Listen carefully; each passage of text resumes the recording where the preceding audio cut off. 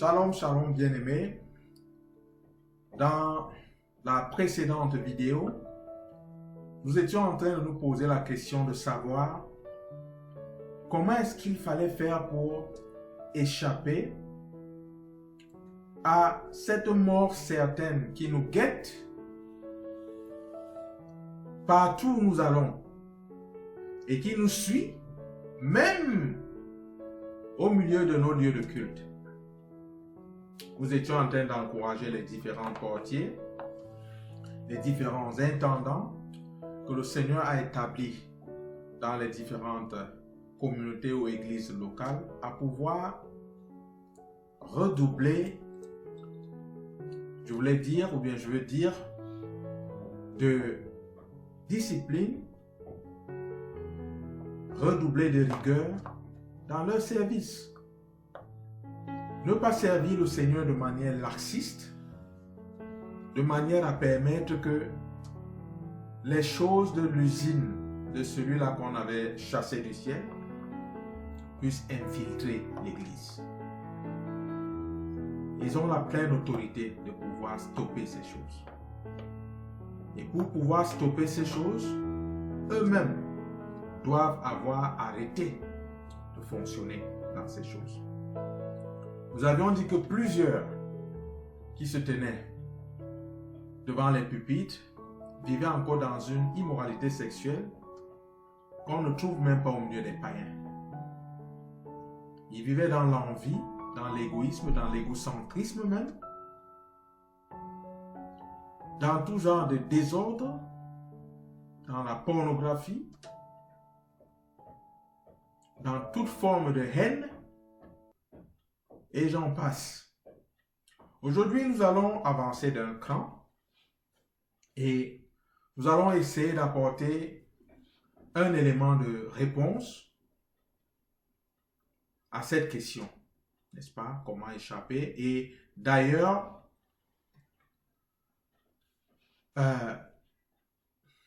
une portion de cette réponse se trouve dans ce livre de Romains 8, le verset 13, où l'apôtre Paul, comme nous le disions, sous l'influence du Saint-Esprit, nous dit que « Mais, si par l'Esprit, vous faites mourir les actions du corps, vous vivrez. » Si par l'Esprit, vous faites mourir les actions du corps, alors vous vivrez.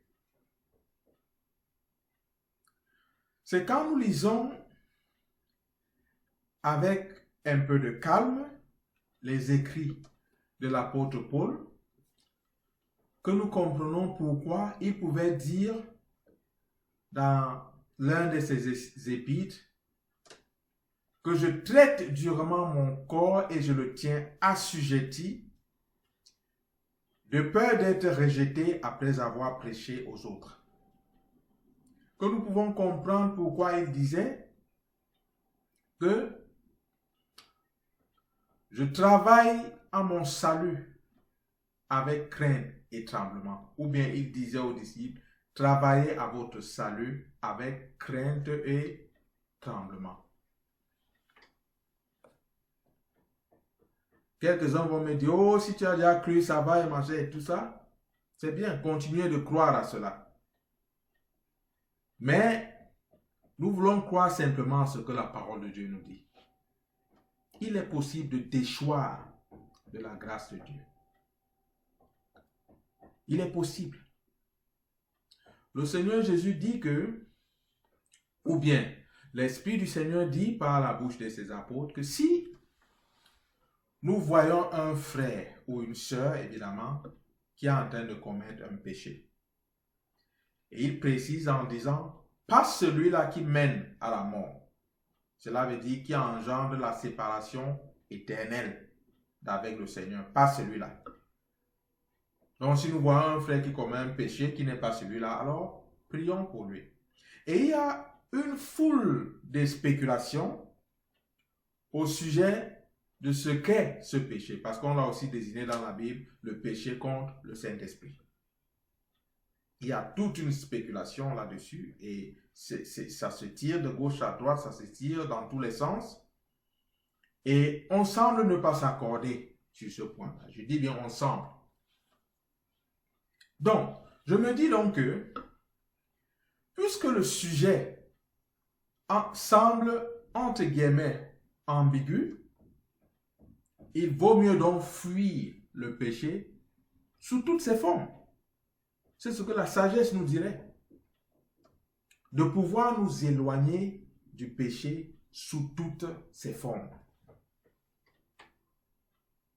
Mais ceci nous dit aussi que s'il y a un péché pour lequel ça ne vaut même plus la peine de prier, et que l'instruction soit donnée concernant les frères et les sœurs, cela veut dire que si vous voyez un frère ou une sœur commettant un péché qui ne mène pas à la mort, cela veut dire que il est possible qu'un frère ou une sœur commette un péché qui mène à la mort et ainsi peut être déchu de la grâce. L'enseignement biblique, je pense, est aussi simple sur ce point. Donc, pour ceux qui vont partout avec des trompettes et avec des fleurs et avec tout genre de tambours et racontent qu'une fois qu'on a cru, on est enfant de Dieu et c'est point final, on peut faire tout ce qu'on veut. Je pense que cette parole qui sort de leur bouche doit être inspirée de celui-là qu'on avait chassé du ciel, qui essaie encore là de faire une entourloupe aux personnes qui voulaient pourtant servir le Seigneur de façon sincère. Bien-aimés, les apôtres, par l'Esprit du Seigneur, nous disent de fuir l'iniquité.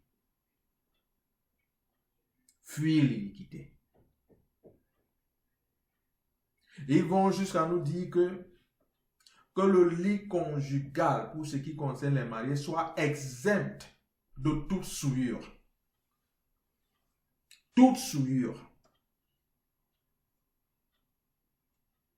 Mais nous savons qu'au milieu même de la classe dirigeante, dans l'Église, il y a toute une foule de ces prédicateurs flamboyants dont l'adultère est carrément leur style de vie au nom d'un quelconque salut. On est sauvé, ça va. Ce n'est pas ce que ma Bible m'enseigne. Peut-être lisons-nous des Bibles différentes. Vous savez, il y a quelque chose concernant la nouvelle alliance. Vous savez, dans l'ancienne alliance, Dieu pouvait manifester sa colère et la terre s'ouvrait et avalait carrément des gens. Le feu descendait du ciel, consumait des gens, des plaies descendaient et consumaient des milliers de personnes sous la colère de l'Éternel. Mais, dans la nouvelle alliance, il y a la grâce qui davantage prolonge et étend la patience de Dieu. Ce n'était pas pour pouvoir nous tendre un piège, mais c'est en train de devenir néanmoins un piège pour beaucoup. Bien-aimé, que la patience de notre Seigneur nous pousse plutôt à courir vers lui pour nous repentir, non pas à persévérer dans le péché pour nous perdre. On ne se moque pas de Dieu. Il y a un niveau du péché, et la Bible nous l'enseigne, peut-être aurons-nous le temps de toucher ce point-là un jour. Il y a un degré de péché où, à un moment donné, Dieu lui-même vous livre à vos sens reprouvés. De telle sorte que vous commettez ces péchés sans plus vous rendre compte que c'est un péché. Ça devient normal pour vous. Vous ne sentez plus cela comme un péché. Vous ne le voyez plus comme un péché. Pourquoi? Parce que Dieu vous a livré à vos sens reprouvés. On ne se moque pas du Seigneur. Ne recevons pas la grâce du Seigneur en vain. Je vais revenir sur notre texte. Mais si par l'Esprit vous faites mourir les actions du corps, vous vivrez. Mais comment fait-on mourir par l'Esprit les actions du corps? Comment on le fait? Ceci est une question légitime, du moins c'est ce que je pense. Comment puis-je m'empêcher de mentir, d'escroquer, de vivre dans l'immoralité sexuelle, de haïr mon voisin, mes frères et mes sœurs, de me comporter de manière aussi ignoble, vivre comme un traître? Comment puis-je m'empêcher de vivre de cette façon? l'apôtre Paul encore nous donne un élément de réponse et qui se trouve aussi toujours dans le livre de Romains 6, 23. Il dit que, pardon, mais le don gratuit de Dieu, c'est la vie éternelle en Jésus-Christ, notre Seigneur. Le don gratuit de Dieu, c'est la vie éternelle en Jésus-Christ, notre Seigneur. Voyez-vous,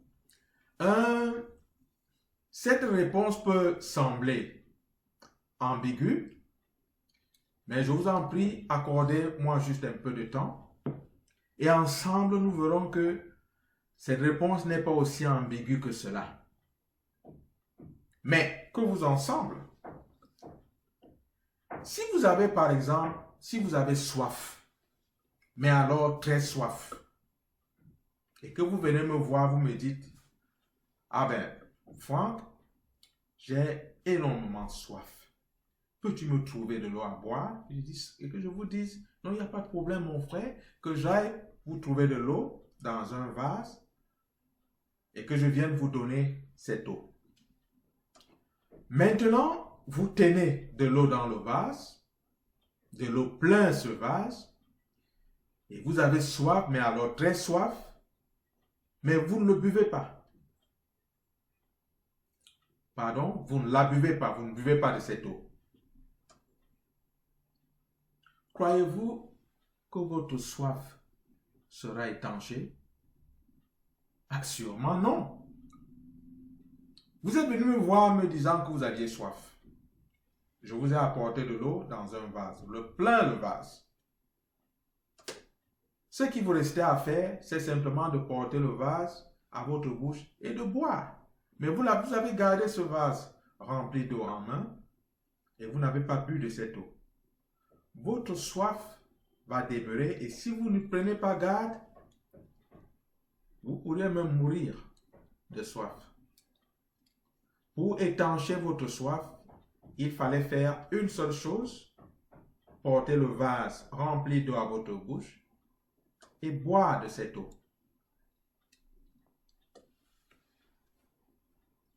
Le don gratuit de Dieu, c'est la vie éternelle en Jésus-Christ. Voyez-vous, la précision est importante ici. Elle est importante. La vie éternelle en Jésus-Christ. Savez-vous que chaque individu à la surface de cette terre est appelé à vivre éternellement? Ah oui, vous vivrez éternellement. Peut-être pas dans cette chair. Pas dans cette chair. Parce que ceci en soi n'est qu'une enveloppe. C'est une maison dans laquelle le vrai nous est en train de vivre. C'est pourquoi la Bible a donné plusieurs noms à ceci, à la chair. Elle appelle cela le tabernacle. Nous vivons dans ce tabernacle. Elle appelle ceci notre corps. C'est pourquoi quand un individu décède, on ne dit plus voilà tel. On dit voilà le corps de tel. Parce que ce n'est plus cette personne. C'est son corps. Cette personne vivait dans cette enveloppe-là. Donc, sachez que le vrai vous, le vrai nous, qui est à l'intérieur de cette enveloppe, est appelé à pouvoir vivre éternellement. C'est pourquoi l'apôtre Paul, par l'inspiration du Saint-Esprit ici, dit que le don gratuit de Dieu, qui est la vie éternelle en Jésus-Christ. Parce qu'il y a une autre vie éternelle aussi, qui est en celui-là. Celui-là qu'on a chassé du ciel. Et ce n'est vraiment pas agréable. Parce que quand je vois la façon dont Dieu a réparti l'héritage dans la Bible, l'héritage qui a été donné à celui-là qu'on a chassé du ciel, ce n'est pas un bon héritage.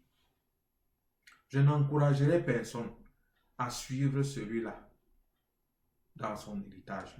Mais chacun est libre, après tout, de faire le choix qu'il veut.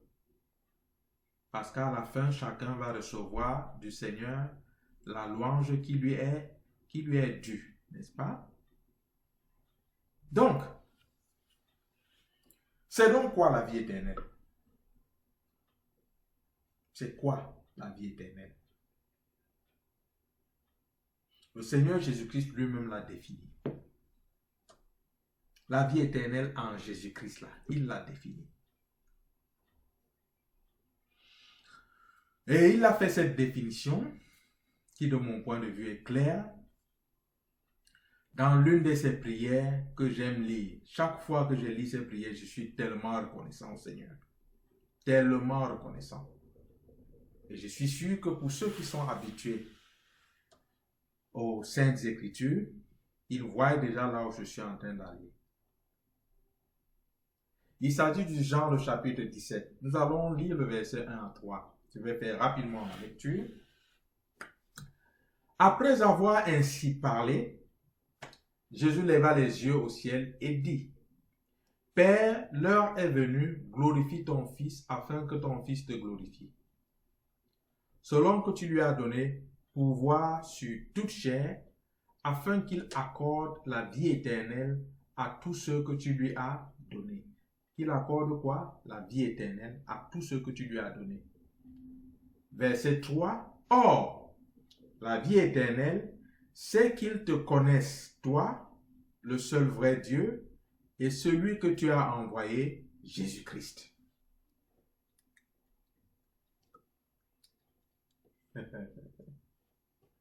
Donc, la vie éternelle en Jésus-Christ, c'est deux choses. C'est connaître le Père et c'est connaître Jésus-Christ. Connaître le Père, connaître Jésus-Christ. Et connaître ici, là, n'a rien à voir avec cette connaissance théologique et purement ou essentiellement intellectuelle, mais connaître ici a tout à voir avec l'alliance, avec la communion et avec l'intimité avec notre Seigneur. L'alliance, la communion et l'intimité.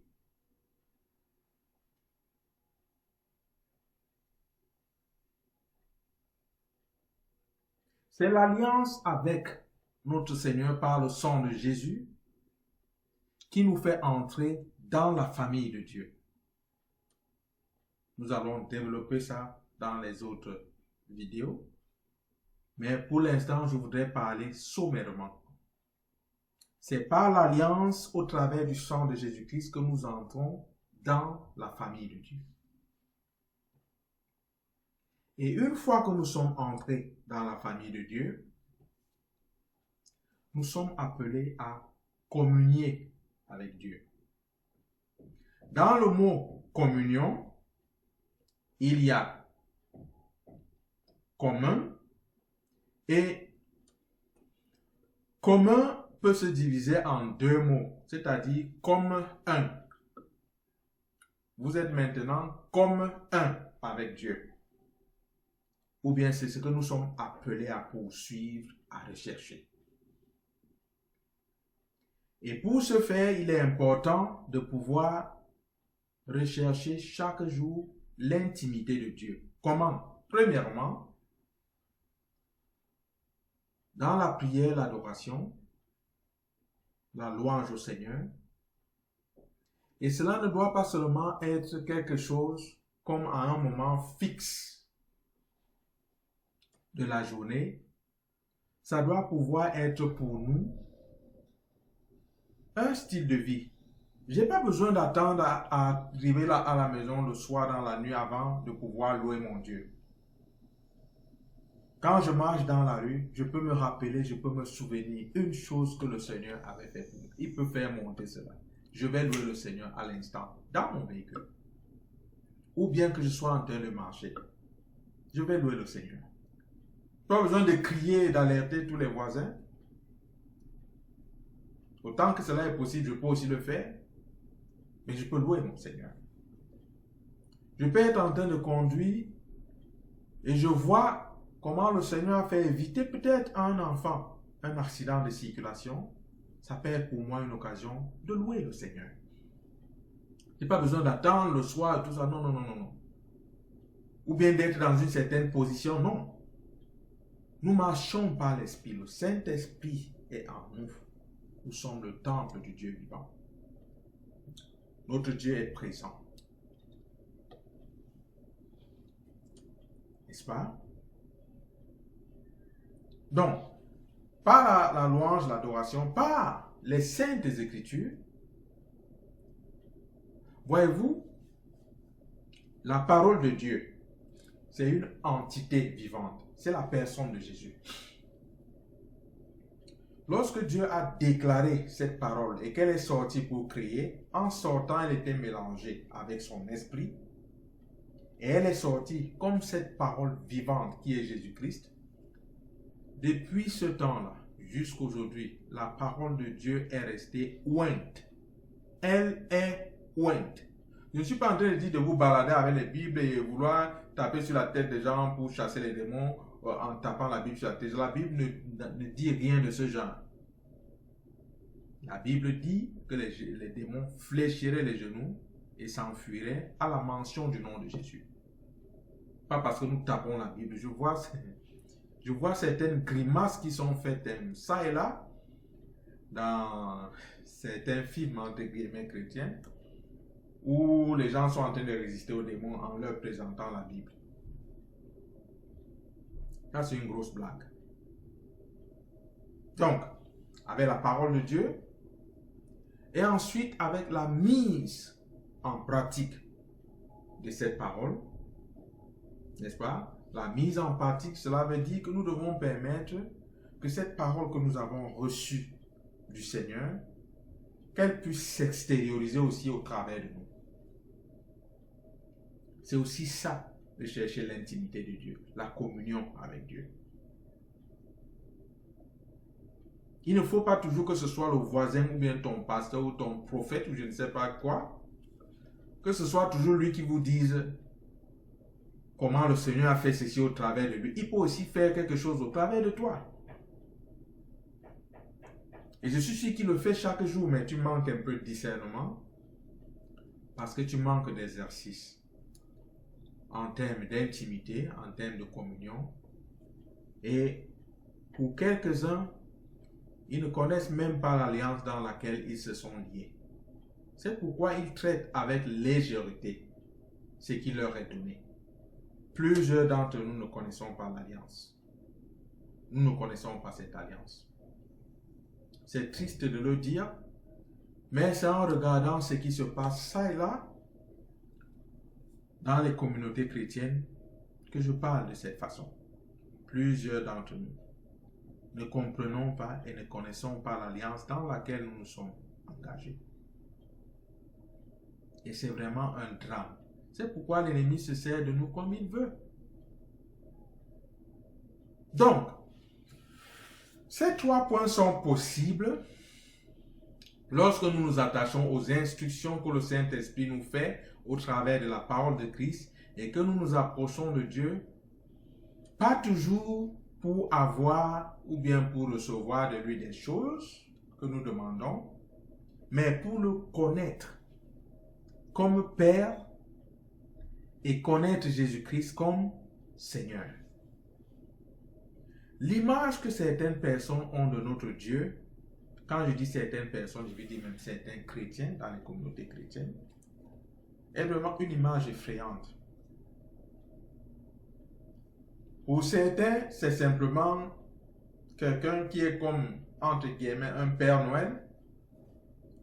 Pour d'autres, c'est quelqu'un qui est terriblement farouche, qui se tient avec un fouet ou des bâtons et attend que nous péchions pour nous frapper à la tête. Mais Jésus nous invite dans ce passage spécifique à pouvoir connaître notre Dieu comme un Père. C'est pourquoi dans cette prière, il l'a invoqué comme notre Père. Et d'ailleurs, la prière que le Seigneur nous a enseignées, vous vous rappelez celle-là, celle qu'on appelle le Notre Père? Il a voulu que nous puissions connaître aussi Dieu comme un Père. Et ceci est important, c'est vital, c'est capital. Si jamais nous devons vivre et pouvoir vaincre le péché et ses affres, et sortir de ses affres, et sortir de ces usines, de ces succursales, de ces multinationales de fabrication de péché dans lesquelles plusieurs sont versés, nous devons pouvoir apprendre à connaître notre Dieu comme un Père. Savoir nous approcher de lui comme des enfants, comme des fils. Savoir accepter sa correction avec joie, parce qu'il nous dit que ceux qui prétendent être ses enfants et qui ne participent pas à son châtiment ne sont pas des fils, mais sont plutôt des bâtards. Lorsque l'Éternel nous châtie, c'est une preuve qu'il nous aime, qu'il ne voudrait pas que nous puissions nous perdre.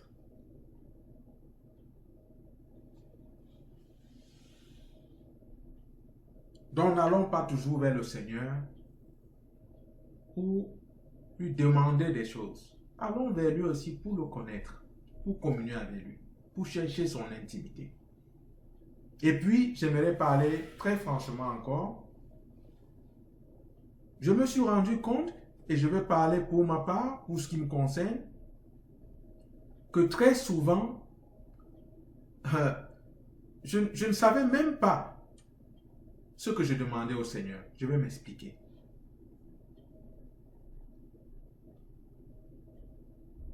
Quand je jette un coup d'œil sur mon passé, je rends grâce à Dieu. Je rends vraiment grâce à Dieu de n'avoir pas exaucé certaines des prières ou des demandes, des requêtes que je lui avais faites.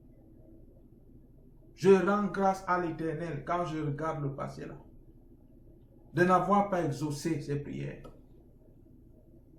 Peut-être que je serais perdu aujourd'hui. Et je dis, Seigneur, merci de n'avoir pas exaucé certaines des prières que je t'ai adressées. Parce que quand je regarde maintenant, avec la maturité qu'il m'a fait acquérir, je me rends compte que j'étais en train de demander au Seigneur des choses qui devaient me tuer, qui devaient carrément m'anéantir. Gloire à Dieu, il ne m'a pas exaucé. Je rends gloire à l'Éternel. Nous allons continuer cet enseignement très prochainement. Et je vais toucher dans les prochaines vidéos un autre point